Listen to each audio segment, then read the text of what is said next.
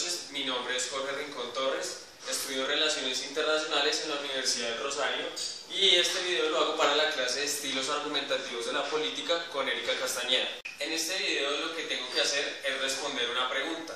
La pregunta es la siguiente: ¿hasta qué punto la educación moral nos permite una sociedad más incluyente? A lo que voy a contestar que la educación moral sí permite construir una sociedad más incluyente. Lo primero para contestar esta afirmación, es decir, la educación moral sí permite construir una sociedad más incluyente, me quiero referir al autor Bertrand Russell, quien tiene un texto muy importante que se llama Deseos políticamente importantes. Este autor lo que nos expone en este texto es de vital importancia para los argumentos que voy a dar para contestar la pregunta. El primer argumento que quiero dar es basándome sobre el texto Deseos políticamente importantes de Russell.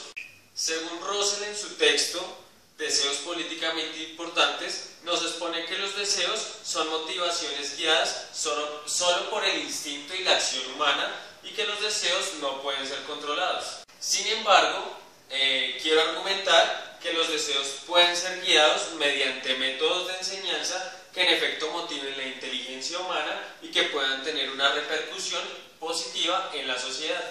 En esa instancia, el argumento que quiero plantear es el siguiente. El argumento que quiero decir es que si mediante la educación moral lo implementamos en una sociedad, los factores importantes a tratar y a tener en cuenta serían los siguientes. Hay 4 factores que se deben tener en cuenta si se desea implementar la motivación hacia la inteligencia mediante los deseos. ¿Cuáles son esos 4 factores? El primero de ellos es el tipo de sociedad, el segundo son los factores como la cultura, el tercero son la situación política y económica del país y el cuarto su sistema social religioso, el cual explicaré a continuación. Para guiar los deseos y las motivaciones mediante un método de enseñanza y educativo, como ya lo explicaba, hay 4 factores y el primero de ellos es el tipo de sociedad, que puede hacer una gran repercusión en lo que significan los deseos y las motivaciones. ¿Por qué el tipo de sociedad? Sabemos que todas las sociedades se configuran de manera diferente, por tanto, el factor que tenga la sociedad hacia los individuos es bastante importante. Sus métodos educativos y la función que cumple el Estado en la sociedad es bastante importante para que los deseos se cumplan con efectividad y que los individuos permitan hacia el Estado vincular esos deseos que favorezcan a toda la sociedad. El segundo factor que quiero tratar es la cultura. La cultura son bases fundamentales que tienen las sociedades. Son aquellos fenómenos y arraigos que vienen y que trascienden en todas las sociedades y todas las comunidades. Por tanto, la cultura es un factor bastante importante que puede hacer una gran repercusión en lo que significa motivar educacionalmente a los individuos. El tercer factor que quiero tratar es la situación política y económica del país. Si bien Russell dice que mediante la enseñanza se puede guiar los deseos y la acción humana, estos factores como la situación política y económica del país pueden hacer la gran diferencia. ¿Por qué? Primero, la situación política.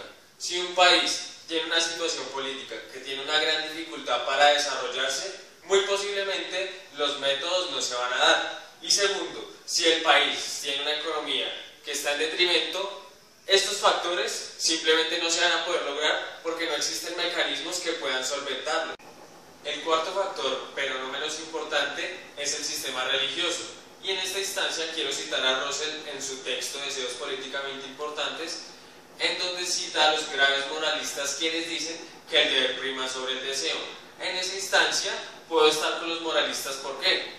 Porque según los moralistas, como el deber prima sobre el deseo, la acción humana inherentemente se va a adherir al deber. Esto es lo que pasa con las religiones. Por lo general, las religiones son fundamentalistas y son rígidas. ¿Por qué? Porque tienen cierta normativa. En este punto lo que quiero decir es que como las religiones tienen una normativa, lo que no va a permitir en la motivación y en la acción humana es que el hombre quiera adquirir más enseñanzas. Por tanto, la religión puede hacer una gran repercusión y puede tener en detrimento a la nueva forma que queremos plantear en este argumento. Ya habiendo planteado el primer argumento y analizado todas sus premisas y todas las consecuencias que esta implementación educacional puede dar, quiero pasar al segundo argumento y en esta instancia quiero citar al autor en el siguiente parágrafo, en el cual dice que para llegar a la felicidad debemos alejarnos del egoísmo, mediante prácticas sociales que permitan tratarnos unos a los otros. Y esta práctica social él la denomina simpatía. Russell plantea que la simpatía es un buen método de trato entre las personas.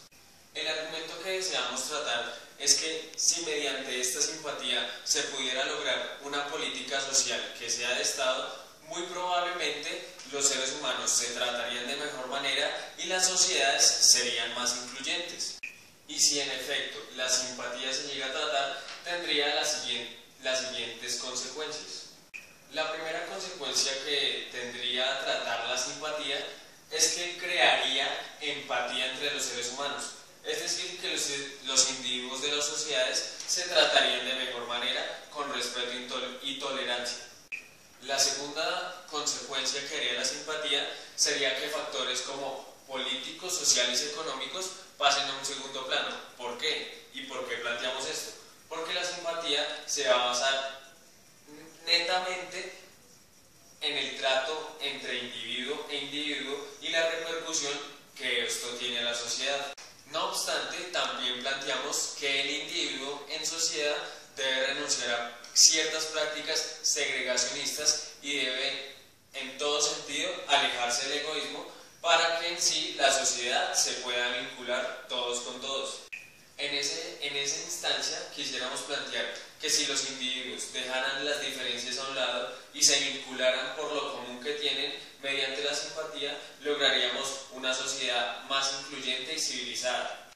Por tanto, y en conclusión, mediante estos dos argumentos, los cuales son el primero, el control de los deseos motivando la inteligencia, y el segundo, fomentando la simpatía mediante los valores, afirmamos que la educación moral sí permite sociedades más incluyentes, en tanto que las personas asuman su rol en la sociedad, poniendo su debida importancia en acciones netamente sociales, lo que permitiría una sociedad más vinculatoria si ellos renuncian al egoísmo y al segregacionismo y se vinculan todos en un solo conjunto. Para finalizar este video y con los argumentos ya expuestos, lo que me gustaría dar es un argumento por ejemplificación hipotético sobre la sociedad colombiana. Si bien tenemos en cuenta estos dos argumentos que di, el primero de ellos que si los deseos se guiaran mediante la educación, y el segundo, si todas las sociedades tuvieran simpatía, quisiera plantear la sociedad colombiana como una sociedad perfecta hacia un futuro si se planteara esto. El primero sería si los colombianos no se guiaran todos sus deseos hacia el guerrerismo, sino que se vincularan mediante una política social y estatal hacia la educación. Lo que me gustaría sería estudiar la sociedad colombiana mediante los argumentos que estoy dando. Entonces lo primero que me gustaría hacer es, digamos, plantear el tipo de sociedad que es la sociedad colombiana. Si bien es cierto, somos una sociedad individualista, pero tenemos muchas riquezas que nos fortalecen unos a los otros. Que no lo hemos sabido explotar es otra cosa. Lo segundo, el factor como la cultura. Somos un país regionalista y que estamos segmentados por diferentes culturas, es decir, somos un país multicultural. El tercero sería su situación política y económica del país. Nos hemos dado cuenta que la situación política en esta instancia es una situación que se da para una política para la paz, y la situación económica es que la economía en el país va creciendo. Y lo último, su sistema religioso, y en esto nos ayuda la Constitución porque supuestamente el Estado colombiano es un Estado laico. Para concluir este video, lo que quiero dejar es, digamos, una reflexión mediante los argumentos, y es que si la sociedad colombiana renunciara a tanto egoísmo y a tanto segregacionismo, muy probablemente seríamos una sociedad más vinculada por todo lo que nos enriquece multiculturalmente, y que finalmente, si se sigue este método, muy probablemente seamos una sociedad mejor. Agradezco a los que ven este video y gracias por todo.